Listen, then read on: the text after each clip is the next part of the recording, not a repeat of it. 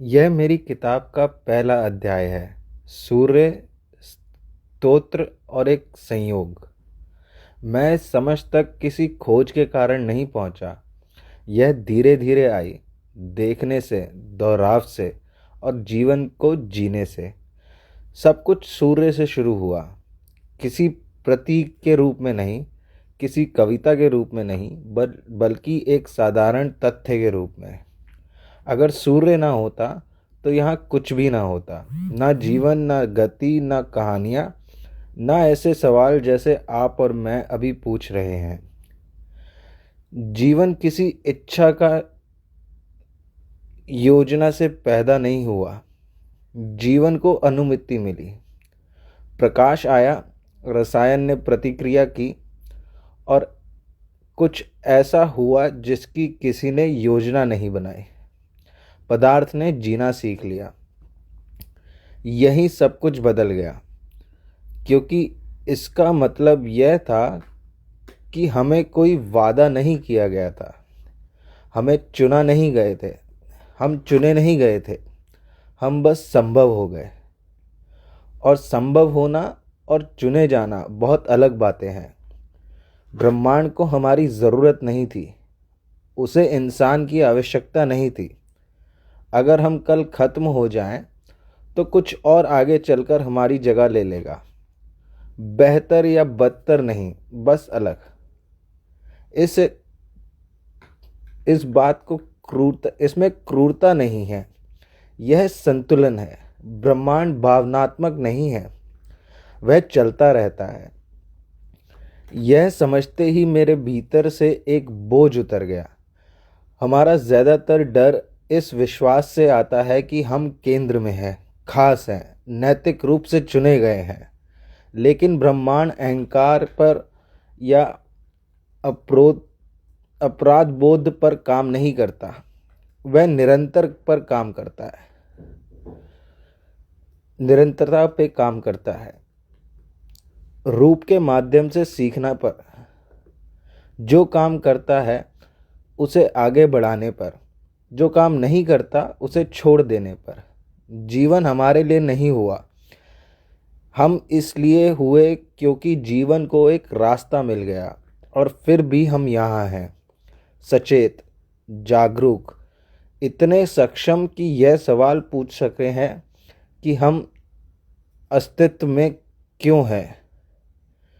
यही वह बिंदु है जहाँ कुछ महत्वपूर्ण हुआ।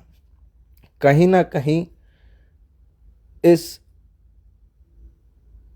आकस्मिक प्रक्रिया में बुद्धि ने खुद को देखना शुरू करा। ब्रह्मांड ने हमारे माध्यम से खुद के बारे में जिज्ञासा महसूस की।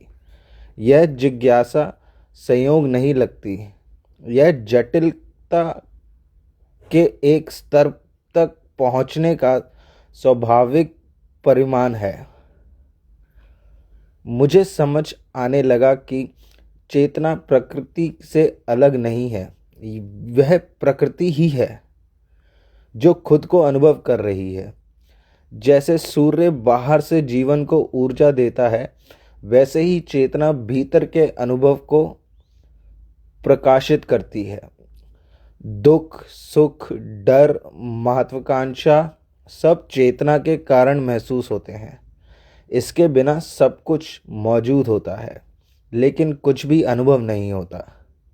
यहीं से अध्यात्म के साथ मेरा रिश्ता बदलने लगा। दुनिया से भागने के रूप में नहीं, बल्कि उसे और ईमानदारी से समझने के तरीके के रूप में। क्योंकि किसी चीज़ को समझना अंत नहीं है, वह शुरुआत है।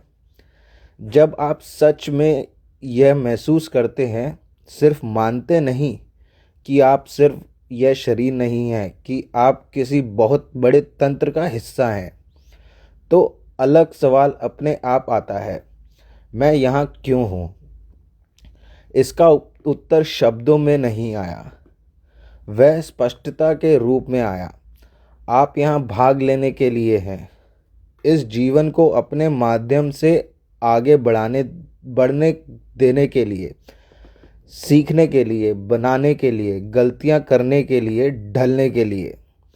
जीवन मृत्यु से भागकर नहीं जीतता, वह अर्थ पैदा करने से जीतता है। यह मेरे लिए दर्शन नहीं रहा, यह जिम्मेदारी बन गया। जब आप देख लेते हैं कि हर चीज़ मेहनत और सामंजस्य से बढ़ती है, शॉर्टकट से नहीं, तो आप चमत्कारों का इंतज़ार करना बंद कर देते हैं। आप खुद एक छोटा सा चमत्कार बन जाते हैं, बड़े शब्दों में नहीं, रोज़मर्रा के चुनावों में। आप काम करते हैं, सीखते हैं, कुछ मूल्य पैदा करते हैं। काम सज़ा नहीं लगता, वह योगदान लगने लगता है। हर बातचीत किसी बड़े प्रभाव का हिस्सा बन जाती है। हर कठिनाई व्यक्तिगत हमला नहीं लगती। ब्रह्मांड मुझे परख नहीं रहा था, वह मुझे परीक्षित कर रहा था। और यही एक बात है जिसमें आप भी शामिल हैं। ब्रह्मांड खुद को संतुलित करना जानता है।